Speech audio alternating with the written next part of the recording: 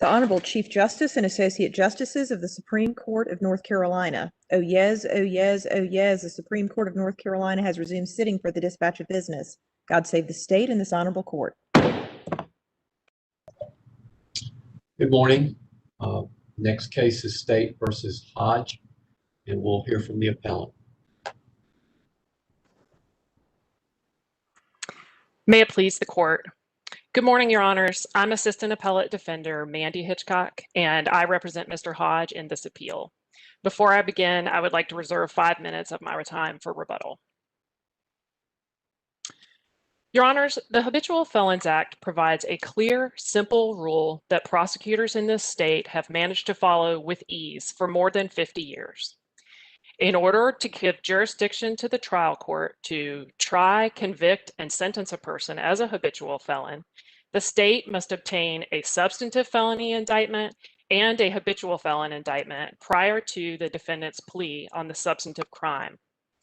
This court's opinion in State v. Allen 44 years ago confirms this rule, and all that Mr. Hodge is asking this court to do today is to follow this simple rule and hold that the trial court did not have jurisdiction to sentence him as a habitual felon based on an indictment that was not obtained until after he was convicted of a substantive felony. Your Honors, Section 14-7.3 of the General Statutes explains that jurisdiction depends on a habitual felon indictment obtained before the substantive felony plea. This provision says, an indictment which charges a person who is a habitual felon within the meaning of GS 14-7.1 with the commission of any felony under the laws of the state of North Carolina must, in order to sustain a conviction of habitual felon, also charge that said person is a habitual felon. The indictment charging the defendant as a habitual felon shall be separate from the indictment charging him with a substantive felony. So the plain language of the statute here explains that while these two indictments are separate in order to prevent prejudice to the defendant, the habitual felon indictment is attached to the indictment for the substantive felony and therefore has to be obtained before the plea on the substantive felony. But by necessity, these two things go together. That certainly... Can you help me understand the record a little bit? It looks like to me pages 45 and 46 of the record have an indictment that is a true bill and was issued on November 7th of,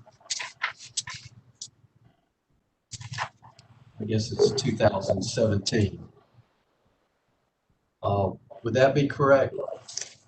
Your Honor, the record does contain a document that purports to be an indictment that is dated on November 7th, 2017.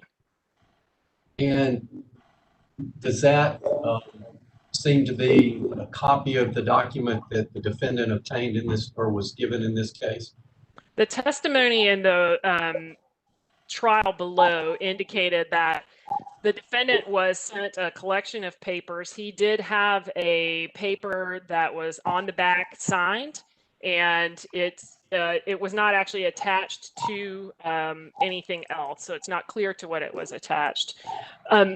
Your Honor, in order to address this particular issue, the first thing that I would like to say respectfully is that this particular question about whether or not there was a habitual felon indictment prior to Mr. Hodge's substantive trial isn't properly before this court. There was agreement between the majority and the dissent below that there was no valid habitual felon indictment prior to the beginning of the trial on the substantive felony. The state did not petition this court for review on this issue. So that particular issue is not before the court. But even though there is this document in the file that purports to be an indictment, no, I'm sorry, I shouldn't even say that. It's in the record. This document was not actually in Mr. Hodge's court file when the trial on the substantive felony began. The document that's in the court file when the trial on the substantive felony began states that the grand jury did not return a true bill. Is there any question that the defendant knew right from the beginning that the defendant was going to be tried as a habitual felon? There's no question that the defendant had noticed that the state had intent to prosecute him as an habitual felon. But to turn to that part of my argument at this point, this court has made clear that the defendant is entitled to rely on the state of the indictment as it exists when his trial begins.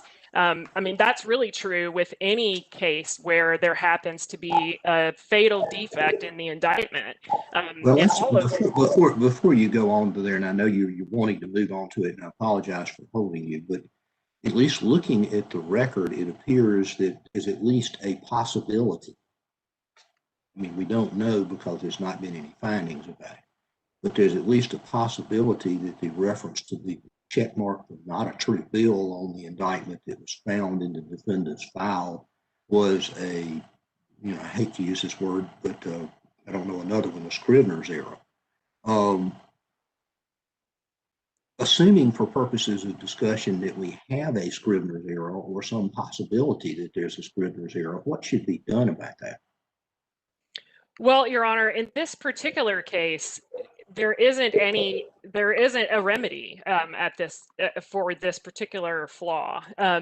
There is no evidence in the record. So hold just a second. Let me make sure I'm following you. I've found if I don't interrupt people and make sure I'm following them, I get lost easily, and so I'm trying not to do that. So your argument is that once an indictment that has been checked as not a true bill has been put in the file, even if there is a duplicate copy somewhere else that doesn't have such an error, that there's no, the state has no alternative at that point in terms of trying to correct an indictment or doing something else of that nature? No, Your Honor, but once the proceedings that invoke the court's jurisdiction have begun, then the defendant may rely on the state of the indictment in his file at that time. So your suggestion is that any correction that would be made has to occur prior to the impaneling of the jury or the arraignment of the defendant, depending upon what causes jeopardy to attach? Yes, Your Honor, because what happens in this, again, there's a similarity and a difference between a substantive crime indictment here. A defendant is entitled to rely on any defect that arises in a substantive crime indictment. It doesn't change the fact that he's on notice that he's being prosecuted for that crime. But if there's a fatal defect that fails to allege an element of the offense in the indictment, then he can challenge that, and he can challenge the jurisdiction of the court. It doesn't change the fact that he had notice.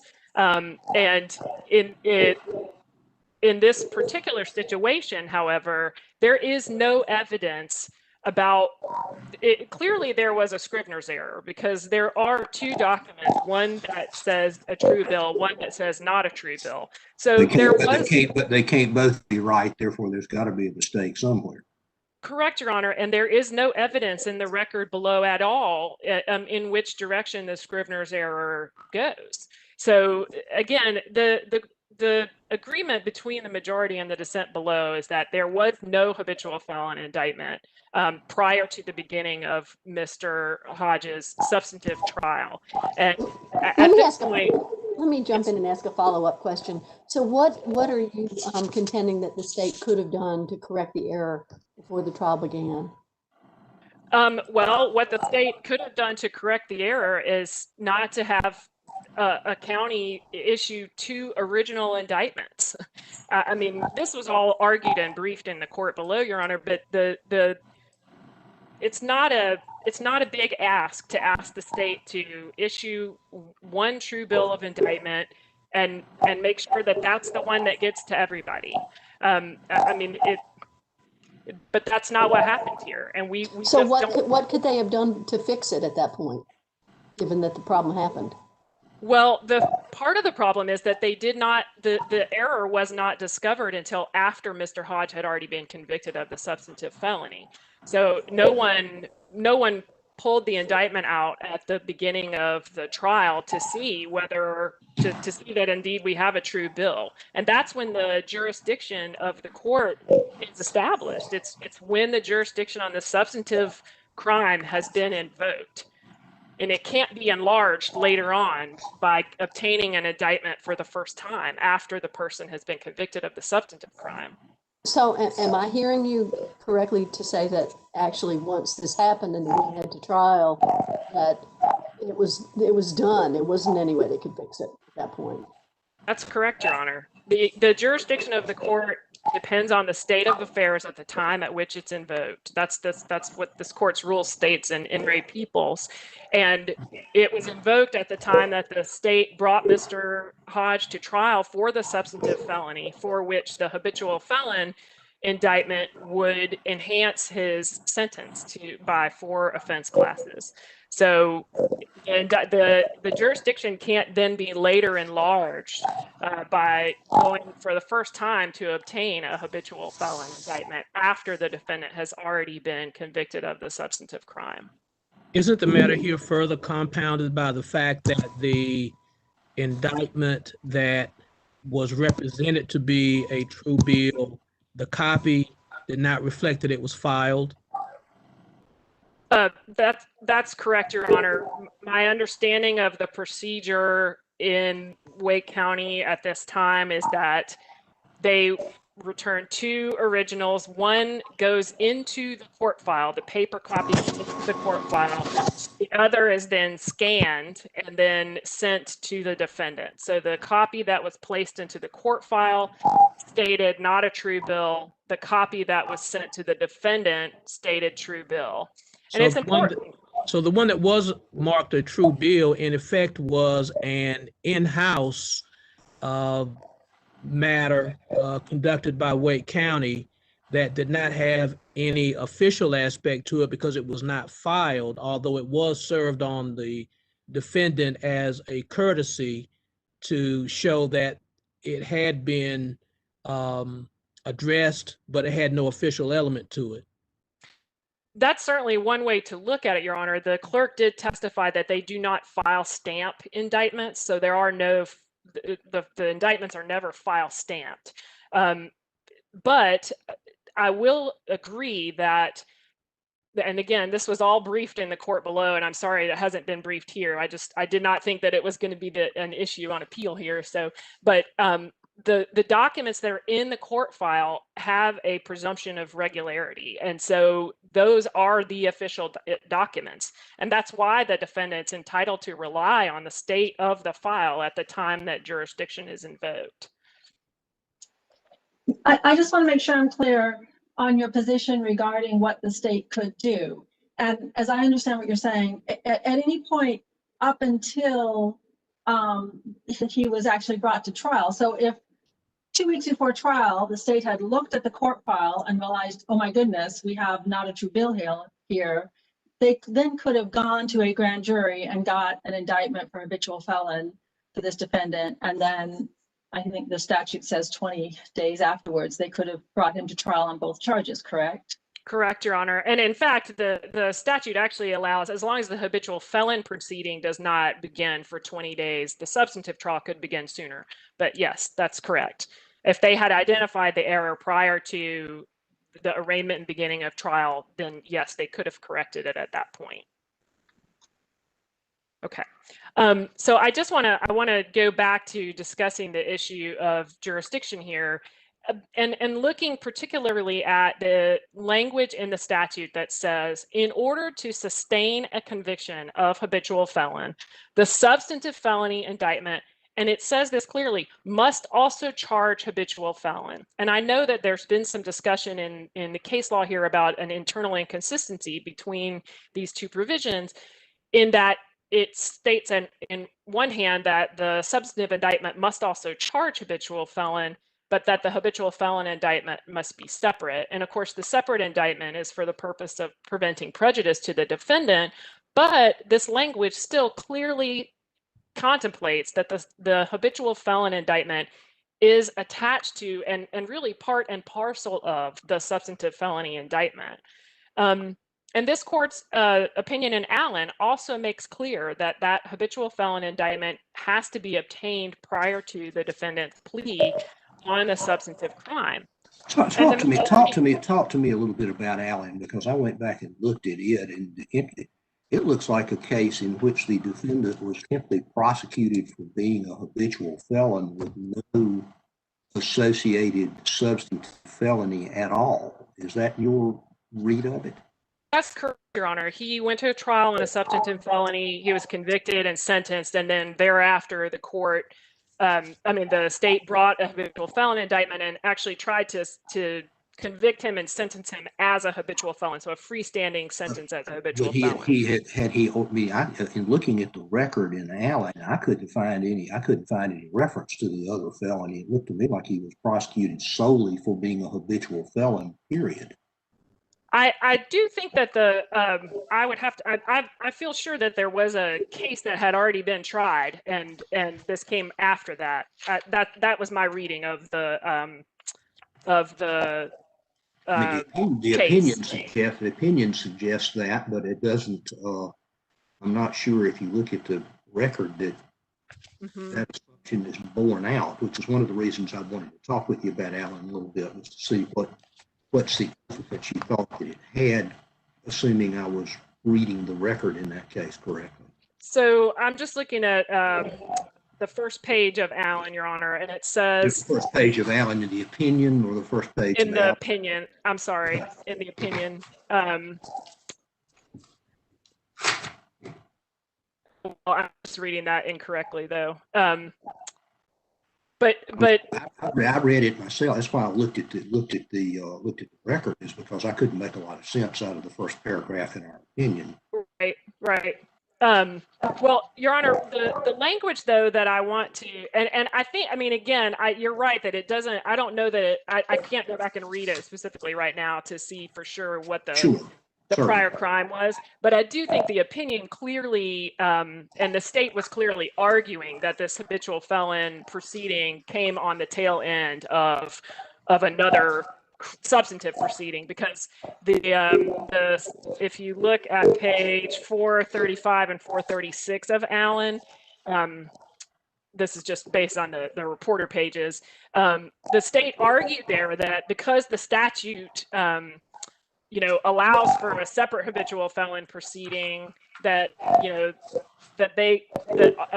different jury and a different and subsequent proceeding can determine the recidivism issue. And so just the fact that it says a subsequent proceeding there makes me think that that's what Allen was contemplating here.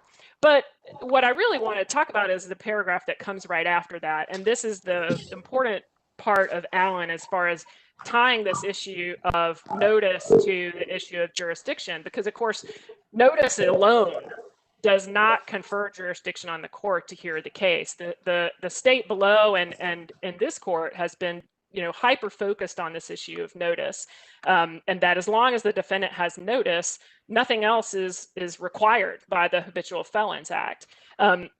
But what Allen says here is, one basic purpose behind our Habitual Felons Act is to provide notice to the defendant that he's being prosecuted for a substantive felony as a recidivist.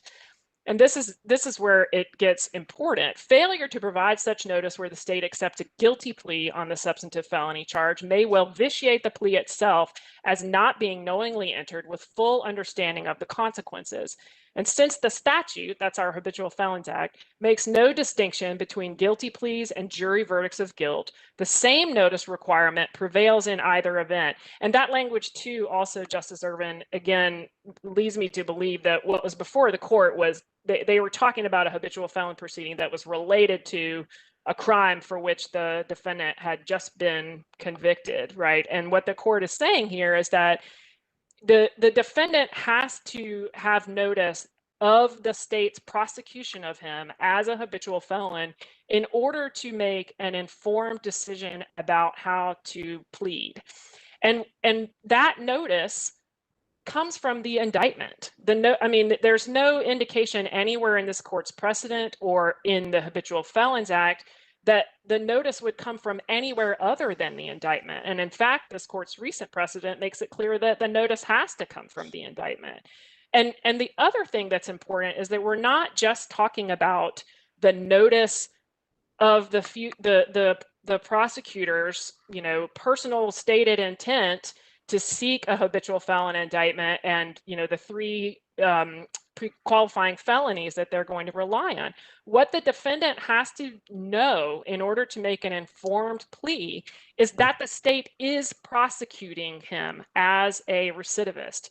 And that does not come until an indictment. A habitual felon prosecution does not begin until the state has obtained an indictment. So there's no notice that the defendant is being prosecuted until that indictment has been obtained.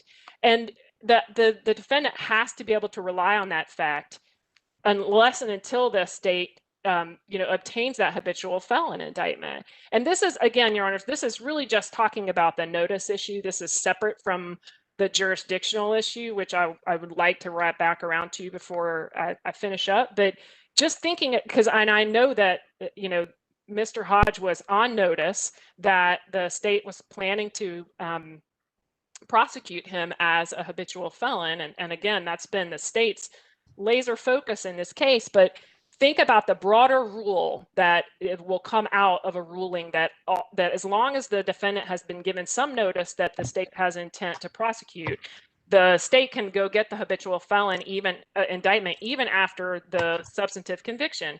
Think about this situation. A defendant is charged with a Class H in a substantive indictment, and the state notifies him in some unprescribed way, a phone call, a post-it, a note in the attorney's box at the courthouse, and says, we're going to prosecute your client as a habitual felon. Here's the 3 underlying felonies. We'll get the indictment when we get around to it. And then the state offers the defendant a plea and says, you can take the H, you can get just probation. So defendant is trying to decide whether or not to take his plea agreement. And relying on the fact that the state has not yet obtained a habitual felon indictment, the defendant decides, he consults with his lawyer, I'm going to take this to trial and take my chances. Worst case scenario, I get convicted and I get active time. Best case scenario, I get acquitted. And in the middle, I get convicted and I get probation, which is what I would have gotten with my plea. And he goes to trial and he's convicted. And the state at that point, under the rule, or it's not even clear to me that it's a rule, but under the suggestion that the state is making here, the state could then go get a habitual felon indictment for the first time after the defendant has been convicted of the Class H, simply because they've already given the defendant notice that they intended to do so and put him on notice to be able to defend against those charges. But what that did was prevent the defendant from being able to make an informed decision about his plea. He cannot make that informed decision unless there is a habitual felon indictment present at the time that he enters his plea.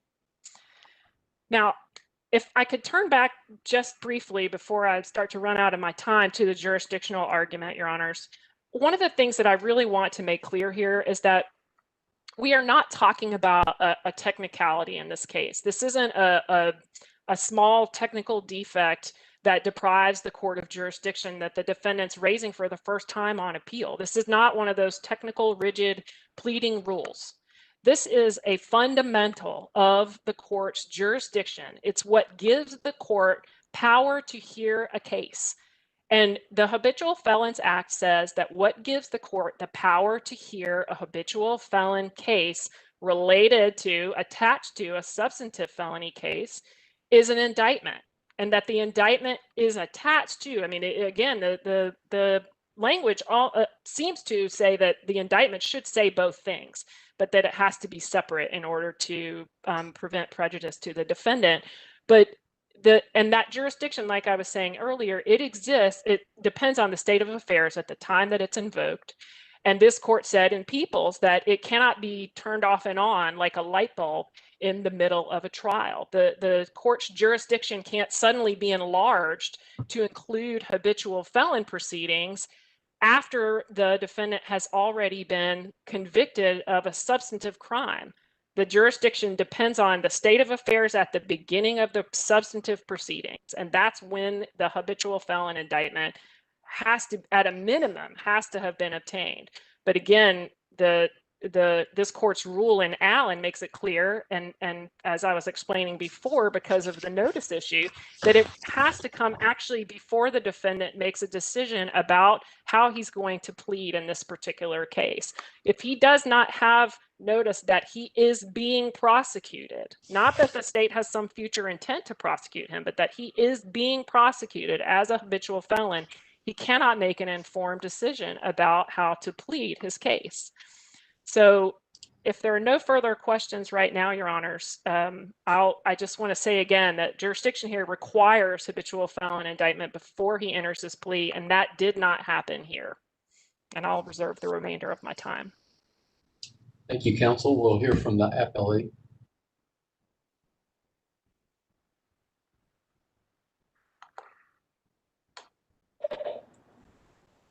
Thank you, Your Honor.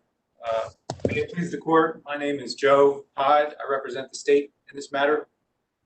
This case is before the court on the basis of a dissent in the Court of Appeals. When is an indictment not an indictment?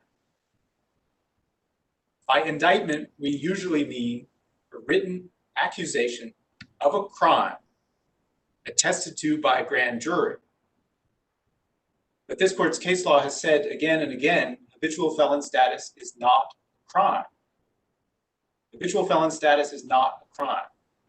That proposition, I think defendant agrees with that. That proposition appears in defendant's brief. It hasn't quite permeated through the theory and practice of habitual felon indictment. How do we indict somebody for something that's not a crime to begin with? What sense does it make to talk about the elements of an indictment if the indictment is not alleging a crime? The issue in this case is whether the trial court had jurisdiction to sentence the defendant as an habitual felon. There are three reasons why the trial court did not err in sentencing the defendant as an habitual felon, and I want to hit them briefly, and then I'll go back through and talk a little bit more about each one. The first is that a defendant is not entitled to an habitual felon indictment in any event. There's nothing in the state constitution, in the statutes, or in this court's case law that says a defendant is absolutely entitled to an habitual felon indictment.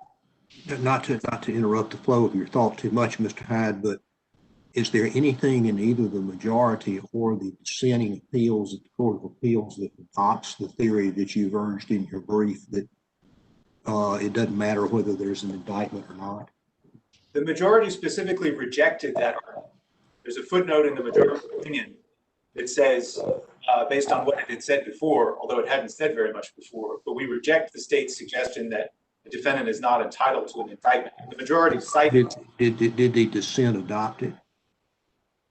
The dissent did not adopt that position. No. How is that before us?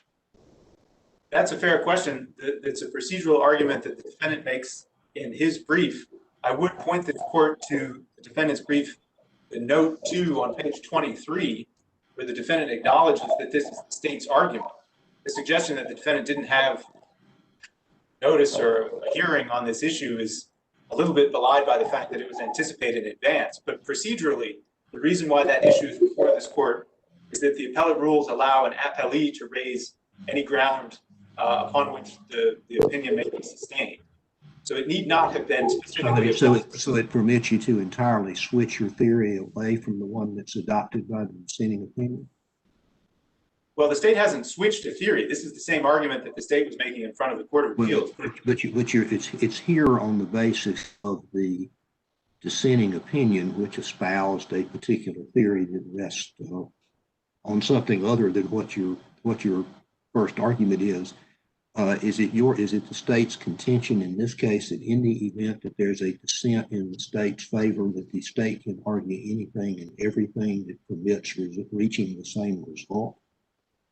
No, it wouldn't be anything and everything, Your Honor. I think it would have to have been preserved down the line. But was it 28, Rule 20, Appellate Rule 28, I believe, allows the appellee to raise as an issue an alternative ground for supporting the judgment below.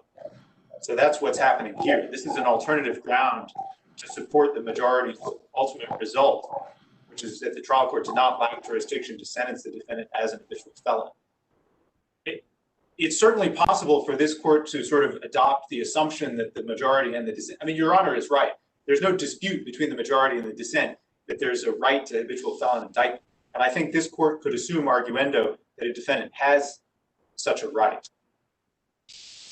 But it is a little interesting to go into that question a little bit. You don't even have to talk about whether this indictment was sufficient because a defendant doesn't have an absolute right to habitual felon indictment. It doesn't come from the state constitution. The state constitution pertains to indictment for a criminal offense. It doesn't come from the statute. Defendant keeps pointing to 14-7.3, which deals with the charge of habitual felon. The word jurisdiction does not appear in that statute. But it does say in the first sentence that the district attorney in his or her discretion may charge a person. In other words, the district attorney may charge. Is there anything specific in that language that says that there's some method for charging obtaining habitual felon status other than an indictment? There's not, Your Honor. But Allen recognizes that the charge could be raised by an information. Now, that's generally an information, of course, is just an indictment that defendant not attested to by a grand jury. Yeah. But yes, Your Honor. Anything, but indictment is essentially just a way to avoid having to worry a grand jury with something that the defendant's prepared to consent to. In the absence of something that substitute for an indictment, is there anything else that you know of that suggests that a defendant can be prosecuted for obtaining habitual felon status on any basis other than an indictment of information? No, Your Honor. It's true that the statutes presuppose that an indictment is going to be used. There's no doubt about that. The statutes describe the indictment. The statutes presuppose that an indictment is going to be used. And it apparently has not come before this court. The more poignant question here is, does a defendant have a right? Because there's nothing in the statutes that entitles a defendant, absolutely entitles a defendant to habitual felon status. There's no question that it describes how an indictment, if an indictment is used. Does anything entitle the state to proceed against someone on a habitual felon allegation in the absence of an indictment? And the question is not the defendant's entitlement. The question is the state's entitlement to proceed, isn't it? Well, at this point, Your Honor, the defendant is the appellant. At this point, the defendant has to show that there's some error of law in the Court of Appeals opinion. So the defendant is the one here maintaining that maintaining that there's no error in the suggestion that the defendant has an absolute right to the indictment. There's no law that supports that proposition. Defendant points to the statutes. It's true, the statutes prescribe how an indictment shall read if an indictment is used. But there's nothing in the statutes that guarantees an indictment for habitual felon status. So to Your Honor's point, I mean, whose burden is it to show you can do it this way, you can't do it the other way? At this point, the burden is on the appellant, not on the state. So let me go on. The second reason. Excuse me, I know you want to go on, but I just want to clarify. Can you point to any case where a habitual felon prosecution has proceeded to conviction without an indictment? Well, an indictment when? I mean, it's true that the 4 or 5 cases that this court has dealt with that habitual felon indictments have all included indictments. Allen, Todd, Cheek, Patton, Langley, all of them involved charges that were made by an indictment. So no, that particular issue has not come before this court before, I don't think. But I guess my point is, if we were to reach this and conclude that no indictment was required for a habitual felon prosecution, this would be brand new. Yes. Yeah. Okay. Thanks. It's an interesting question because defendant is asserting that there's a right here. So the question becomes, what law gives the defendant that right? And the state's position is there is no law from which that entitlement can be derived. So I'm sorry to interrupt you yet again among my colleagues, but I'm not clear that why this issue is before us. Aren't we limited to the issue that's raised in the dissenting opinion, which is whether there was an abuse of discretion? I'm not sure the dissent puts it in terms of abuse of discretion, but that's similar to the question that Justice Ervin asked. I mean, I would agree that the majority and the dissent do not divide over the question of whether a defendant has an entitlement to an habitual felon indictment. Yeah, So- okay, so I guess I'm just wondering more what the state's argument is about the issues raised in the dissenting opinion. Yes, Your Honor, I would be happy to move on to that point. The second reason why the trial court did not err in this case is that there was, in fact, an habitual felon indictment before the defendant entered his plea. That appears on page 45 of the record. There's an habitual felon indictment marked a true bill that was served on the defendant. It's a little bit problematic because the majority and the dissent seem to pretend that this didn't happen. But there is in the record an indictment for habitual felon status that has not been challenged as facially invalid. It is marked a true bill. The state needs only one. Grand jury proceedings are generally secret. The state can go back to the grand jury as many times as it like. There could have been 10, there could have been 20 no true bills. As long as it has one true bill, then there's no problem with proceeding against the defendant for habitual felon status. Is that in the formal file of the criminal defense? I'm not sure precisely what Your Honor means by the formal file. There's no requirement that an indictment for a substantive felony be in the file. It's a charge made by the state served on the defendant and requiring him to appear and answer the charges. All right. So when you say there's a true bill, you're not referring to the one pre-trial. You're referring to the one post plea. No. I'm referring to the one pre-trial. There was a discrepancy because there were two copies of the indictment that are both dated November 7th, 2017. One is marked not a true bill, one is marked true bill. So these were before the defendant pled to the substantive felony. Are they both in the official file of this case? I'm not sure precisely what Your Honor means by the official file. It appears that the one that was in the court file, according to the testimony below, was the one marked not a true bill. And the one that was served on the defendant was marked true bill. That was something that the clerk went down and found. It had been scanned. I'm not sure where precisely it was in the clerk's office, but I'm not sure what the official file refers to. Well, defense counsel says that the defendant has a right to rely upon the set of documents that are in the, and I don't know if the term is official or formal, but whatever that one is that would have the one upon which the defendant relied. What would be your response to that? The one that the defendant relied on is the one that was served on the defendant. There's no indication that the defendant even knew that there was no true bill until the trial court brought that up after the conviction on the substantive felony. So the suggestion that the defendant should rely on that which the defendant knew would mean that the reviewing court has to depend on the finding of a true bill. The true bill was the one that was served on the defendant. The true bill was the one that gave the defendant notice that he was being prosecuted as a recidivist.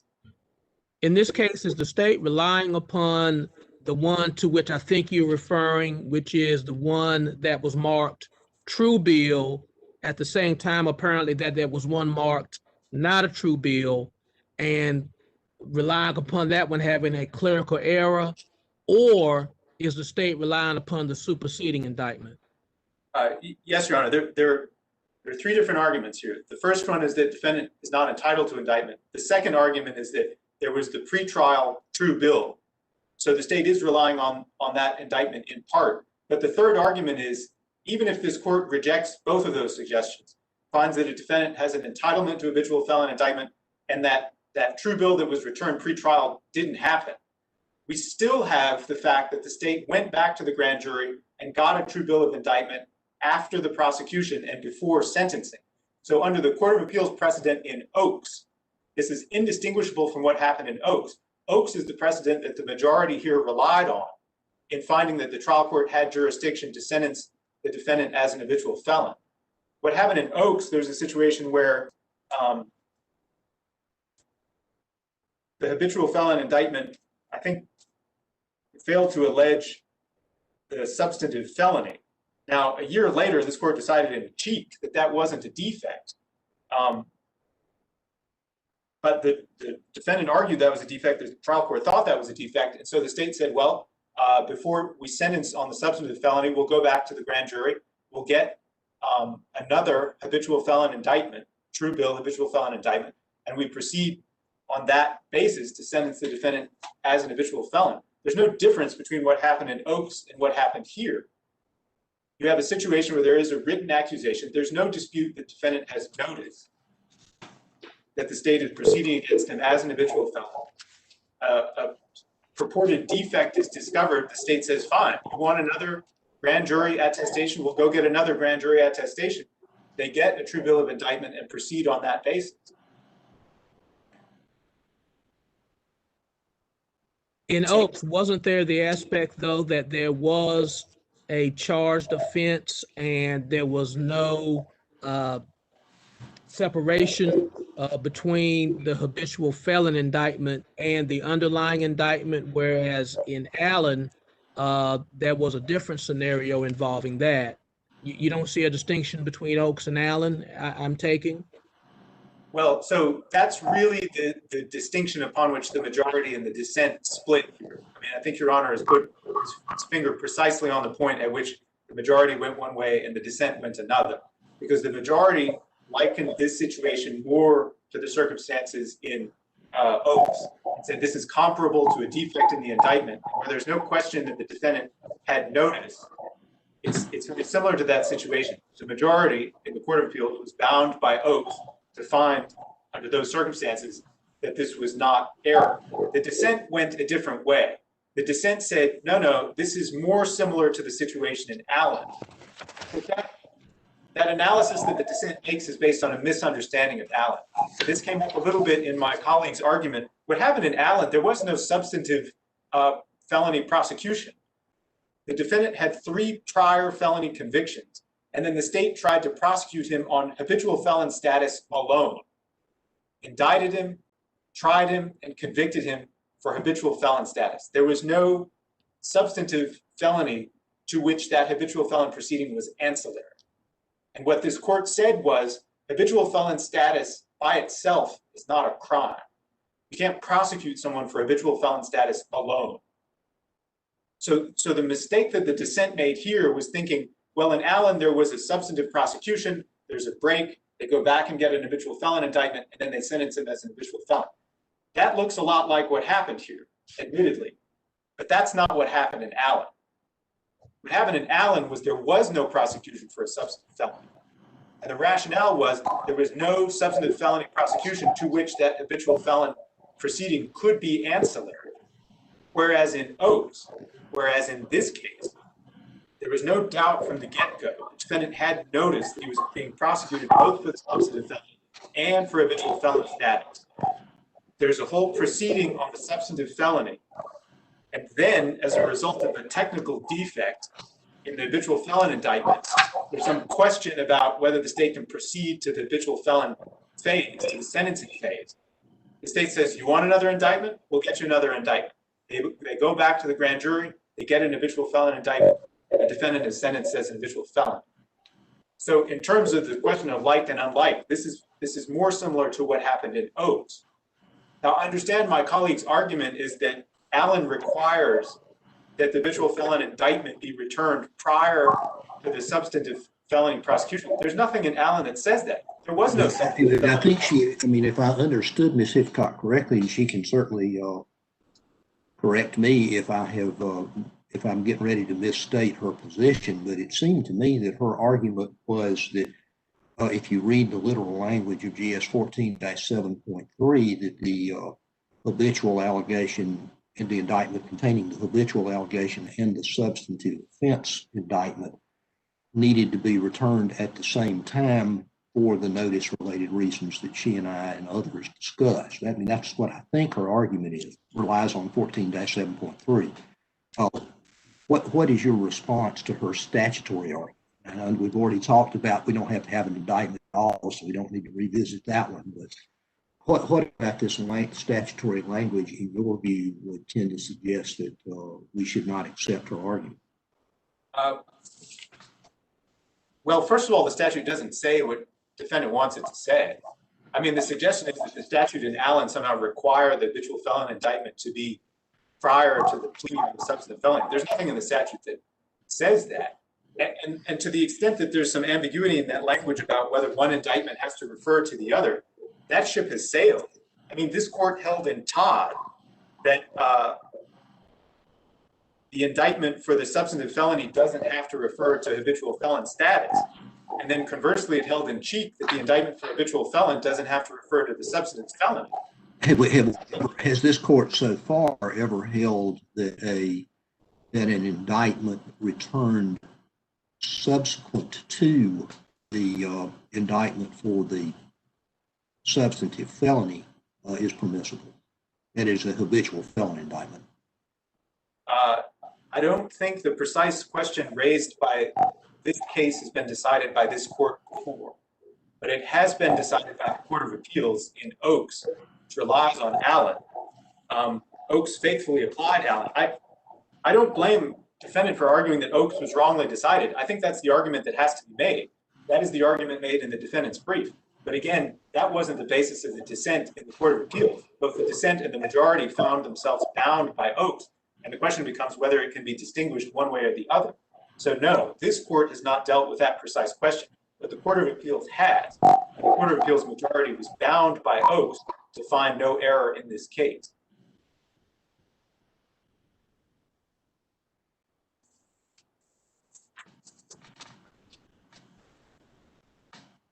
I mean, I've been accused of focusing too much on the notice element. The notice element is what makes this procedure constitutional. Because to the extent there is a constitutional issue at stake here, it's, as my colleague has recognized, the defendant is entitled to notice before he enters his plea on the substantive felony of whether the state is proceeding against him as a recidivist or not.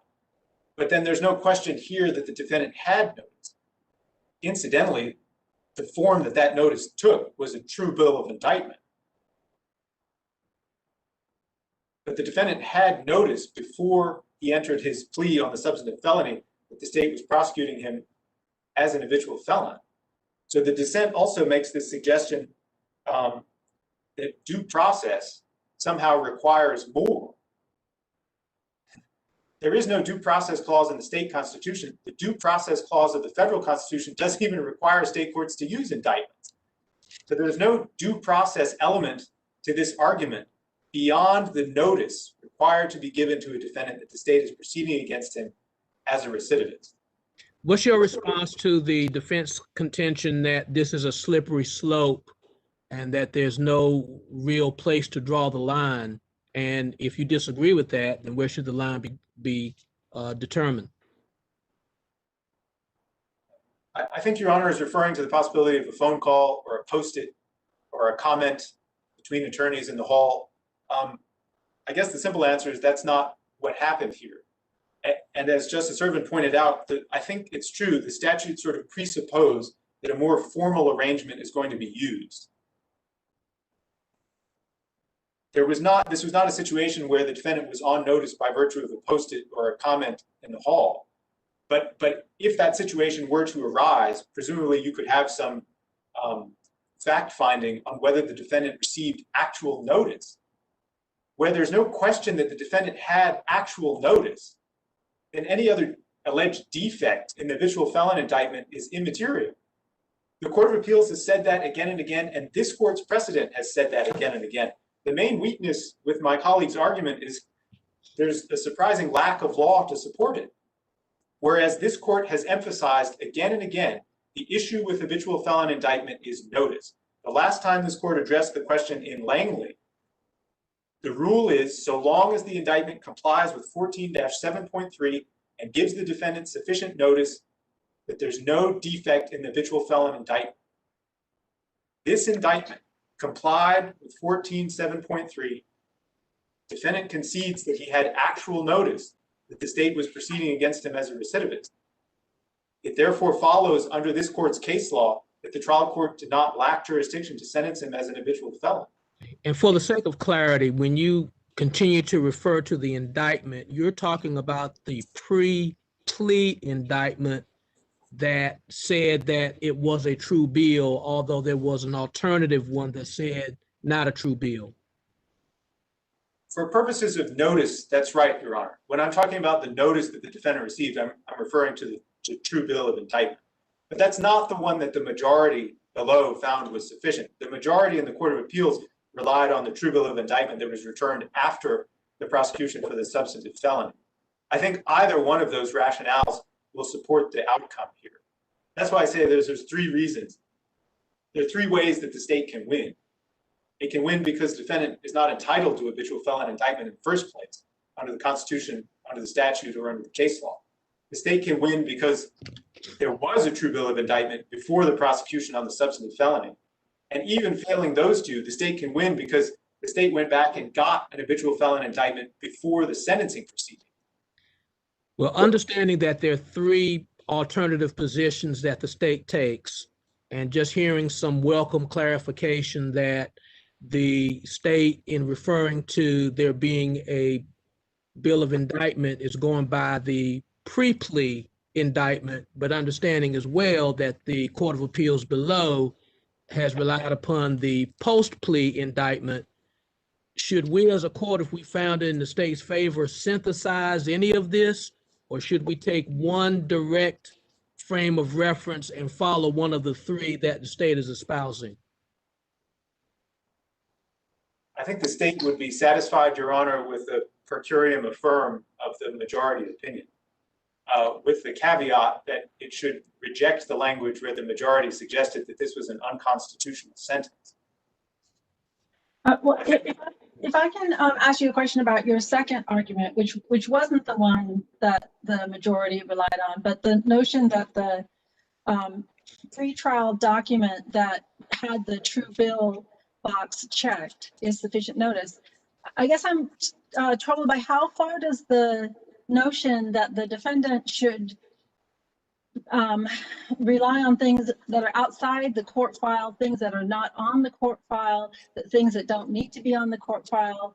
Like, how far does that go? And are there cases that say it's fine to hold the defendant to pleadings or matters that are not actually on the court file, not filed with the court?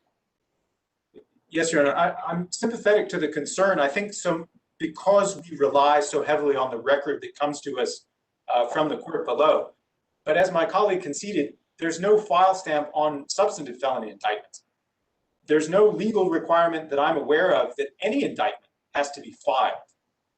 The purpose of that indictment is not only to give the defendant notice, but also to allege sufficient elements to give the trial court jurisdiction to protect the defendant from double jeopardy.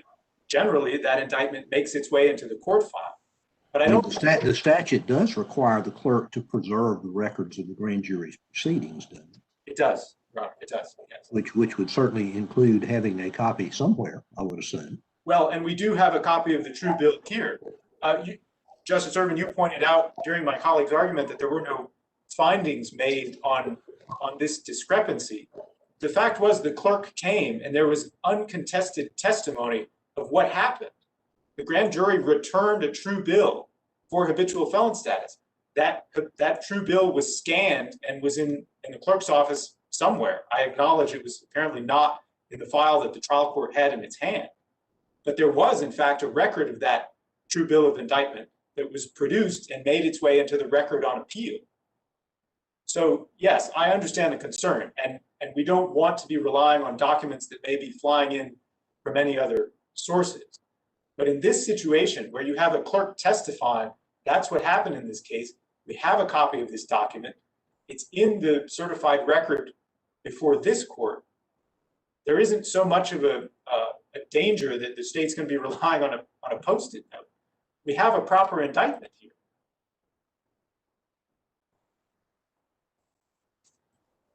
But your first argument would allow a Post-it note, wouldn't it? The first argument would, Your Honor, and the first argument is interesting only because I don't see any source in the Constitution, in the statute, or in the case law for the rule that a defendant is absolutely entitled to an habitual felon indictment. What the case law emphasizes again and again is notice. If the defendant has notice, the indictment complies with 14-7.3, that's ballgame. And we have that. But the General Assembly made clear some pretty specific things that must be charged. The language is must, it must set out. And so it seems if you're trying to understand what the General Assembly intended, the statute 14-7.3 seems to suggest that the General Assembly wanted more than just, oh, by the way, we're going to pursue a habitual felon indictment. Well, with all due respect, Your Honor, what the statute says is where an indictment is used, it has to say those things. It doesn't say that there has to be an indictment, and it doesn't use the word jurisdiction. It nowhere says that in the absence of a grand jury attestation, that the trial court would lack jurisdiction to sentence the defendant as an habitual felon. With regard to the the dissent's metaphor of a car without an engine, the engine here appears in the substantive felony indictment. The habitual felon indictment is a trailer, is a tag on, and it rides. Mr. Hyde, I believe your time's expired. Thank you, Your Honor. The state would ask this court to find no error. Thank you. Rebuttal. Thank you, Your Honors. Your Honors, you'll have to forgive my frustration with the state in that they've stated that there are 3 ways that they can win, or the first 2 were not briefed in this court, Your Honors. I would contend that the only proper thing that the state has put forth on which they can win is whether or not the trial court could actually sentence Mr. Hodge as a habitual felon on the basis of the habitual felon indictment that was obtained on April 17th, 2018. That is the issue that the dissent is based on and is what Mr. Hodge briefed in this court. And if this court wants to grant, to rule in favor of the state on grounds 1 and 2, that either Mr. Hodge is not entitled to an indictment for habitual felon, or that there actually was a true bill of indictment for habitual felon prior to the substantive proceedings, then Mr. Hodge would respectfully request supplemental briefing on both those issues because they were briefed at length in the court below. Just on the merits of whether indictment is required, this court's precedent seems clear that it is. In Patton, this court specifically refers to a single habitual felon indictment in compliance with 14-7.3 provides adequate notice, etc. The statute in our case law require nothing further. Furthermore, in Langley, this court went through an extensive analysis of the requirements of jurisdiction before getting to the merits of the particular indictment in that case. And it says the content of a valid indictment alleging defendant has attained habitual felon status as specified in General Statutes 14-7.3. And furthermore, what the state's asking here is to upset more than 5 decades of settled practice that a habitual felon indictment is required to give the court jurisdiction to sentence a person as a habitual felon. And that, if nothing else, requires additional briefing before such a huge change would occur. Sorry, can I just ask you one question about what was briefed? And that's the Court of Appeals opinion in State v. Oaks. What is your position about whether or not it's distinguished from this case or whether it's wrongly decided? Well, Your Honor, what I say about Oaks is that what Oaks involved is an indictment that this court later determined in Cheek was not actually defective. So this court has never held that a defective or absent, because they would have the same effect, a defective or an absent habitual felon indictment could still support the trial court's jurisdiction to sentence a person as a habitual felon. So this court could simply decide that Oaks is limited to the facts of that case, right? That a continuance to supersede an indictment that wasn't defective in the first place doesn't have any impact on the validity of those proceedings. Or this court could decide that Oaks was wrong. What the dissent below said is it followed this court's opinion in Allen. And that is what Mr. Hodge says, that it argues that this court should do as well. And regardless of what the specific facts are in Allen, whether that was a habitual felon proceeding that was follow-on of a substantive crime or not, this court made clear in Allen that that habitual felon indictment has to come along with the substantive felony pleading. Let's see, I want to also, the last thing that I want to, oh, and again, also just the issue of whether there was an actual indictment before the substantive pleadings began. There's a whole body of case law about this that was briefed in the court law and in the court below, including cases involving words like ignoramus. But you know, the state continues to say that the return of a true bill of indictment, but those all assume an indictment. And the last thing that I want to say, Your Honors, and this, I can't emphasize this enough. Notice does not confer jurisdiction on the court. All the notice in the world that the state is going to prosecute you for murder does not give the state the power to invoke the power of the court to hear a murder case. The issue is the state, again, goes over and over and saying that the issue is notice, but unless and until that notice is conveyed in a true bill of indictment, there is no jurisdiction for a habitual felon proceeding. Thank you, counsel. Madam Clerk. Oh yes, oh yes, oh yes, the Supreme Court of North Carolina is now in recess. God save the state and this honorable court.